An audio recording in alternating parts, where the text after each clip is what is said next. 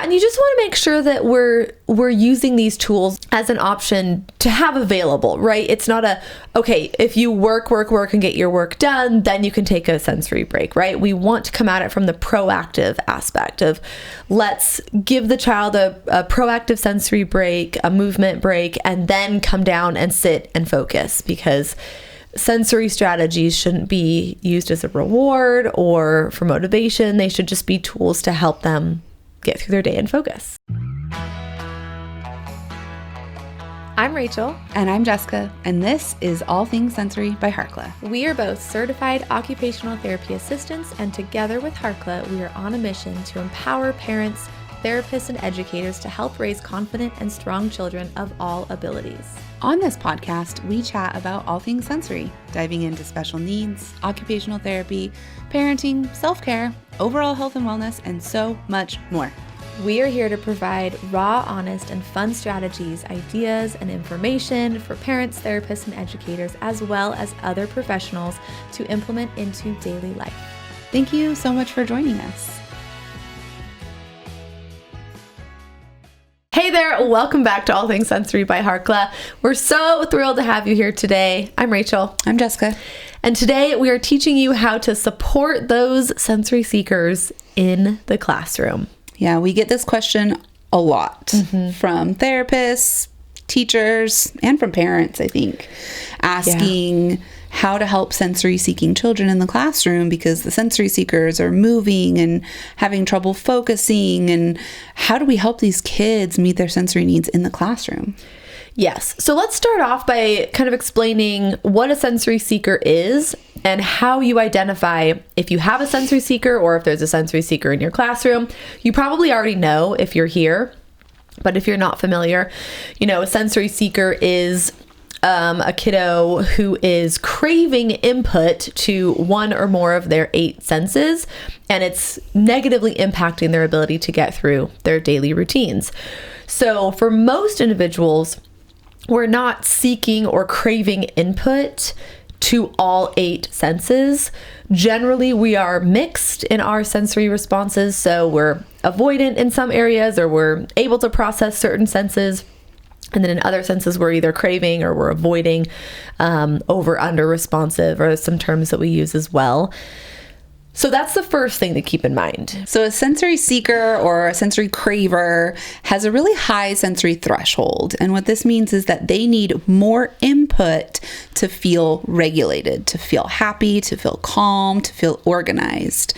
And so let's just say right now, you are able to sit, to focus, to podcast, and you can just sit there comfortably. Yes. Here, I am over here kicking my foot, fidgeting like crazy, weighted lap animal on me, glasses on. Like, I have a lot of sensory needs happening right here. You're using a lot of sensory tools in order to help me focus. So a child who has a high sensory threshold needs more in order to feel normal, quote unquote, right? No, regulated. That's why regulated, I like using exactly. the word regulated. Yes. Because really that's the goal. Our nervous system is always trying to find that homeostasis.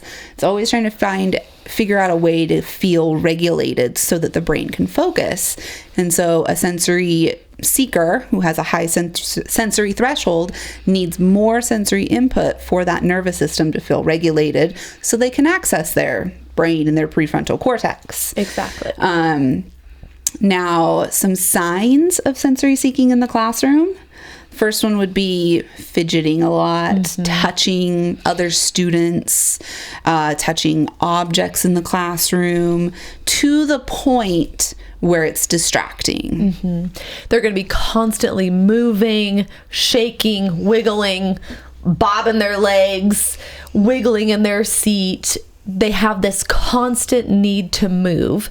No matter how many times you say, Johnny, sit down. Johnny, stop moving. Johnny, sit still. They're like, I would love to be able to sit still. I would love that. But unfortunately, my brain, my body doesn't feel good when I'm just stopped and sitting down. So they're trying to regulate. Yeah, and I think that's a good reminder too, is that children will do well if they can, if and when they can.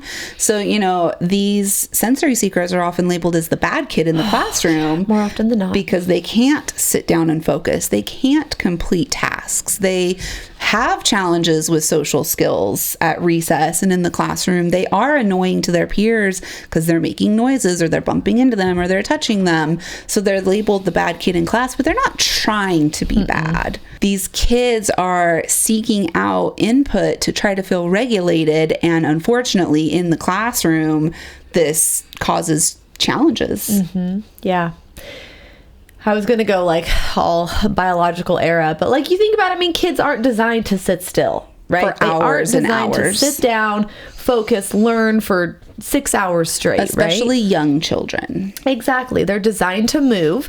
And especially for kids who do have a neurological difference and they are struggling to sit down and focus, we need to lean into what that behavior is communicating, because generally it's going to tell you something if you look into it a little bit more. So we've got the constant movement. We also have loud vocalizations. We have humming. We have loud self-talk. We have lots of noises to kind of stimulate the brain, keep the brain focused, regulate the nervous system once again. But we'll see sensory seekers who are very loud or craving loud noises too. Well, and what happens with humming or singing specifically is it stimulates the vagus nerve, and the vagus nerve helps with regulation. It tells the brain and the body that it's okay to be calm and still. So for our students in the classroom who are making these noises, who are humming or singing,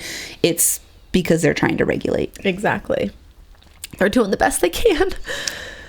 Okay, the other thing we see often is oral seeking. So we'll see kids who are chewing on their clothes, chewing on their hair, chewing on their pencils, chewing on their water bottles, chewing on anything and everything they can get their mouths on in order to help them focus, stay awake, stay focused, stay organized.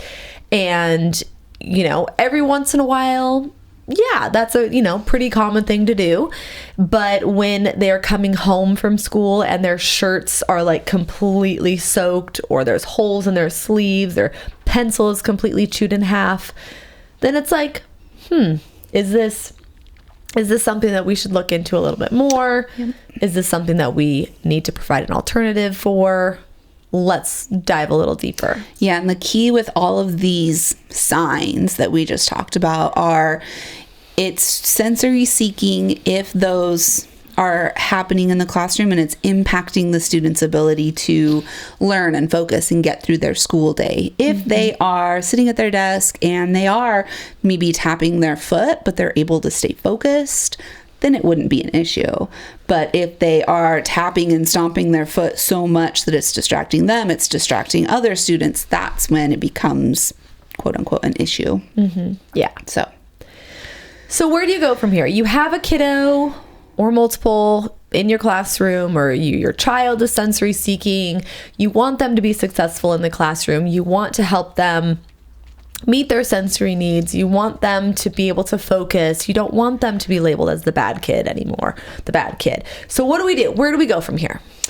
Well, for a true sensory craver, a true sensory seeker, it's going to be very difficult, maybe even impossible, to truly meet their sensory threshold, to meet their high sensory needs in a classroom setting. So supporting them before and after school is going to be very important. And we do have other podcast episodes and YouTube videos with specific ideas for the morning before school routine and the after school routine that will be helpful. So we can link those in the show notes. But that's important for teachers to keep in mind, I think, is that it is more difficult to meet a sensory seeker's threshold in the classroom. Exactly. A few things that you can try seating wise, because sitting down can be really difficult for these sensory seekers who have that high threshold. adaptive seating. You can give them a therapy ball, a wiggle stool, a tea stool, a wedge seat, a standing desk. You can give them some alternatives for their seating. You can even have them lay on the floor if possible. But maybe even just having these different stations, these different workstations in your classroom can be helpful. And teach kids to advocate for their needs and to be able to say, hey, I need to go and work at the standing table for a little bit. Can I grab a wiggle stool for my seat? And maybe just the classroom has these available if that's a possibility, or at home, if we're homeschooling, have these different options. I feel like it's a lot easier to have those flexible seating options at home. Yeah. Go outside.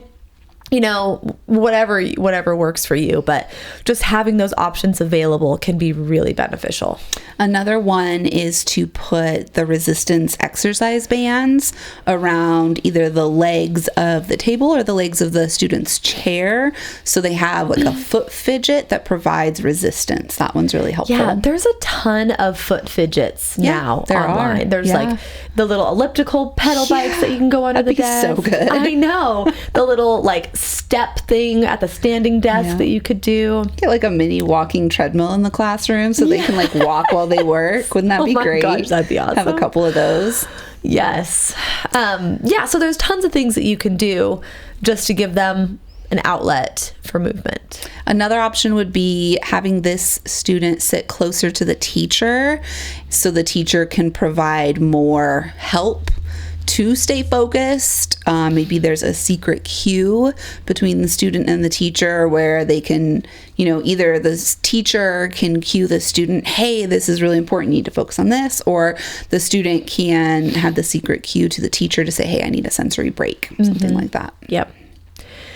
Yeah, and you just want to make sure that we're using these tools as an option to have available, right? It's not okay, if you work and get your work done, then you can take a sensory break, right? We want to come at it from the proactive aspect of let's give the child a proactive sensory break, a movement break, and then come down and sit and focus, because sensory strategies shouldn't be used as a reward or for motivation. They should just be tools to help them get through their day and focus. Yeah, especially for sensory seekers, because they do need them more than other students will need them. Yeah. Some of the other things we thought of were access to Fidgets or chewable tools. So if you have a sensory seeker who is chewing apart their pencils or chewing apart their t-shirts, using a chewable pencil topper or some other type of chewable item that they can use at their desk if it's appropriate. And then we also like putting Velcro strips underneath the desks and underneath the chairs as like a really quiet hidden fidget for the student to use. Another modification you can do in the classroom is to change the lighting. We know how negatively impacting fluorescent lights can be to the nervous system, especially for kids who are over responsive, but still regardless, we should do away with all of the fluorescent lights. You can do lamps in the classroom. They do have some covers you can do. I don't know if that really changes it a whole lot. I think it's just like your glasses. Yes. The fluorescent light covers. Yes. It's just like your glasses. But they're still going to have the wavelengths. Possibly. Because if you do a slow-mo video and you can see it, then that's what your brain is perceiving. Yeah. So change the lights. That's a good one.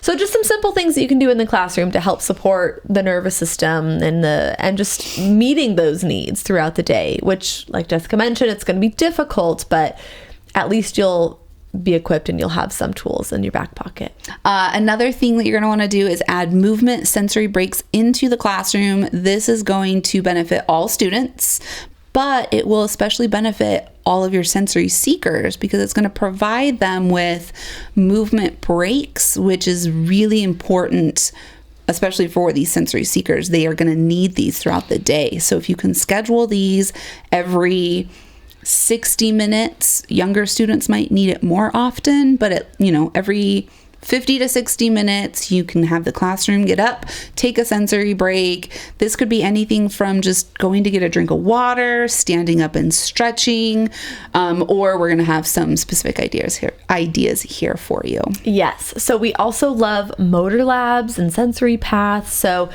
we have a separate podcast episode on this that we will link. If it's not out yet, we will link it when it is out.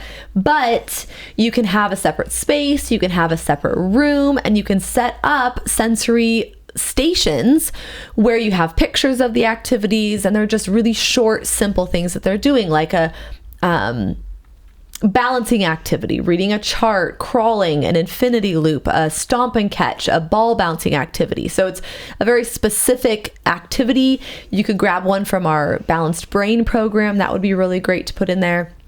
And the whole class goes to the motor lab. You set the timer for 10 minutes. You have 90-second stations, and everyone, the groups rotate through the different activities, and then you go back to class. And so it's short, it's sweet, it's fun, it's social. It's just a really special way to help kids work on some of those underlying skills. If you don't have access to a motor lab space, you can just do simple sensory activities in the classroom: crawling, yoga flows, windmills, wall pushes, chair push-ups.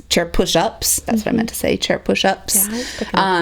Simple movement activities that only take a minute or two to complete, and then you can have your students sit back down. Maybe your sensory seekers need more though, so you set a timer for 5 minutes and you have some different tools set up, and your students can choose what they need for their sensory break. This is going to take some teaching ahead of time. So that's important as well. Teaching your students what a sensory break is, how to use a sensory break. Everyone's going to be able to do the sensory break. It's not a punishment or a reward. It's just something we do to help our brains focus again. And teaching your students how to use these sensory breaks is going to be really helpful. And also doing them yourself as well. Yeah. So teachers, moving your body and getting those breaks as well is going to be really beneficial for your own nervous system if you don't already do them. Yeah. One key thing that we had here is to make sure you're not taking recess away from a sensory seeker. I think recess shouldn't be taken away from any students if possible, but a sensory seeker is going to benefit the most from recess. Exactly. And when we take that away because they missed an assignment or they need to work on something extra, we're actually missing out on really important sensory input that they're going to need to help them focus later on. So if you can figure out a way, some other form of consequence, if you're taking away recess for bad behavior, you can figure out some other type of consequence would be really helpful.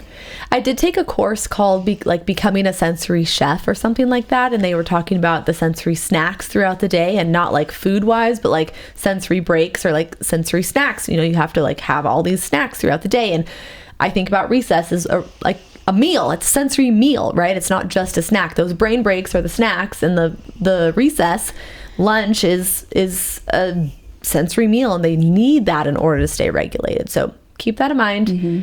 Fuel the nervous system proactively rather than reactively.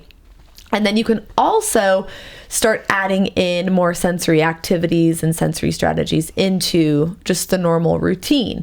You can have the students who are craving more input, you can have them stacking chairs, you can give them a job to carry the basket of library books to the library, or, take the folder, the attendance folder. Do they still have those?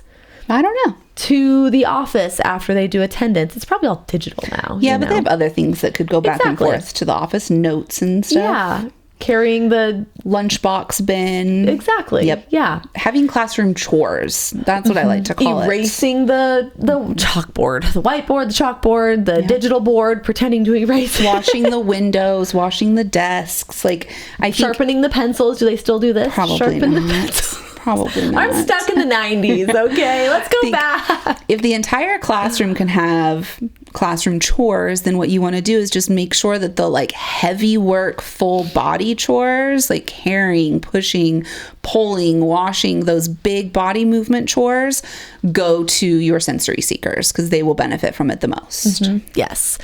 And then including or just being really specific about the transitions that you're doing. So when all of the kids are going to get in line to go to specials, instead of having them get up and walk there, have them hop there, have them crawl there, have them spin to get there, have them, do somersaults. I'm just kidding. Somersaults are great, but you need a little bit of space for that. Exactly. You have them balance on one foot once they get into line. So giving them very specific strategic sensory activities to get from point A to point B can be really helpful. And again, it's that sensory snack that just fuels their nervous system a little bit more. When you put your sensory goggles on and you start recognizing all of the different things that you're doing throughout the day that provide sensory input, you're going to be like, oh my gosh, my kids are getting nothing. So here's what we can do, and we can change it so that way they're getting constant sensory input throughout the day. Yep. And you'll probably notice that they're a lot more organized and pay attention a lot better too. Let us know. Yeah. And I think keeping in mind too, that so much of like sensory activities and finding out what works for each student is a lot of trial and error.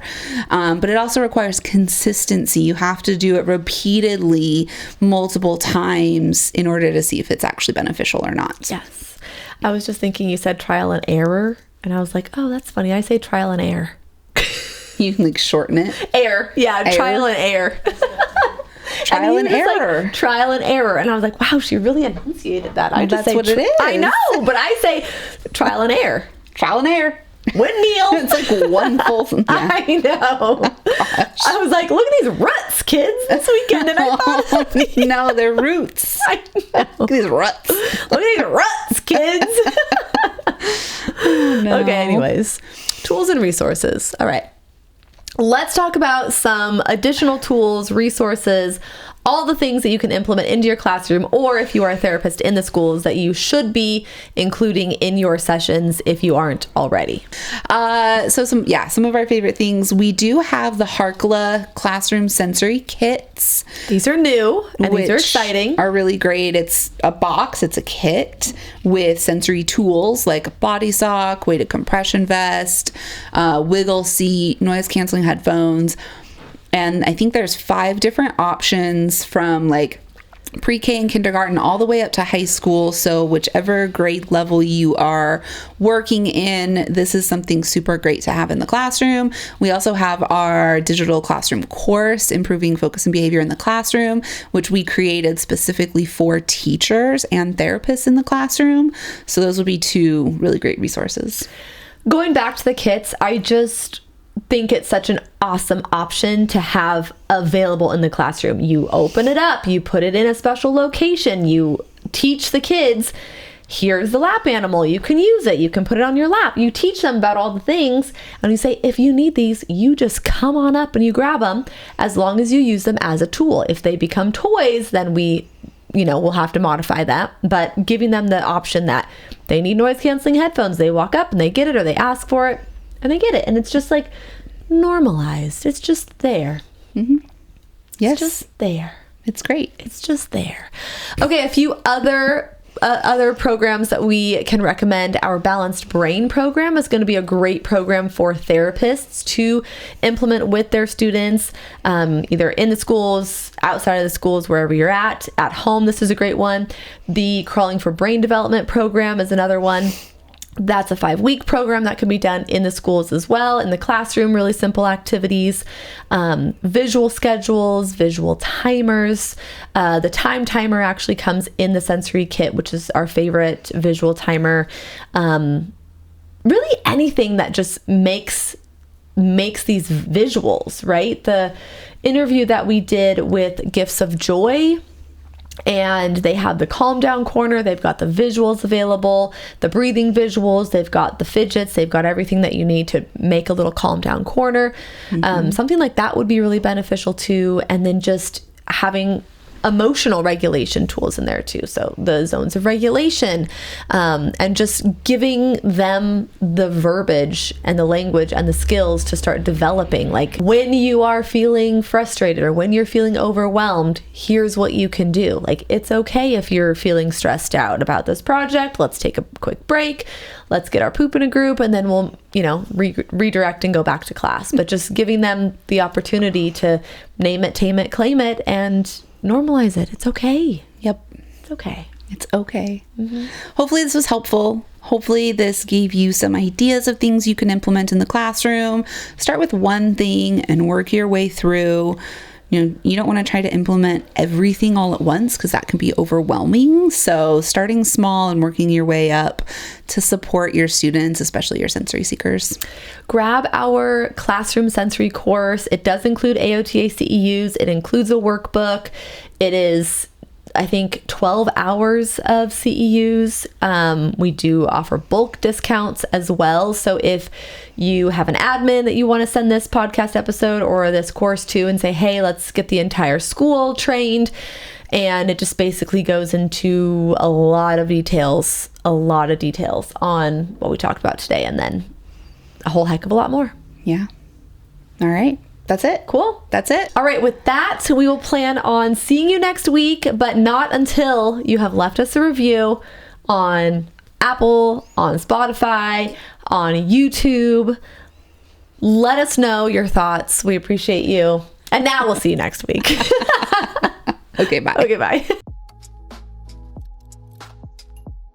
Thank you so much for listening to All Things Sensory by Harla.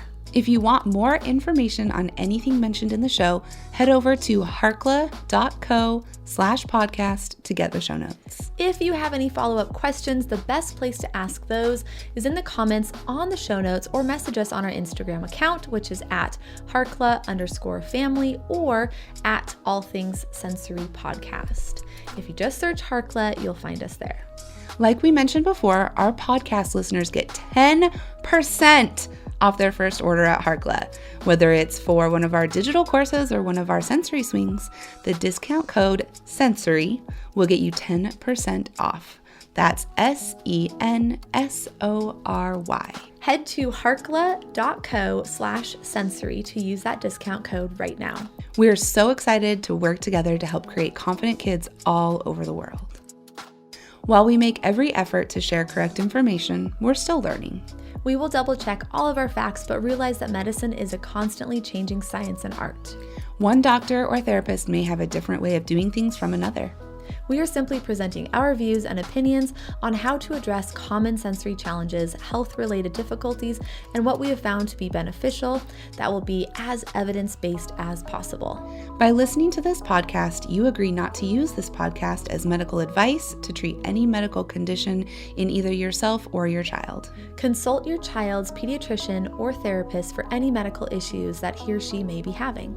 This entire disclaimer also applies to any guests or contributors to the podcast. Thanks so much for listening.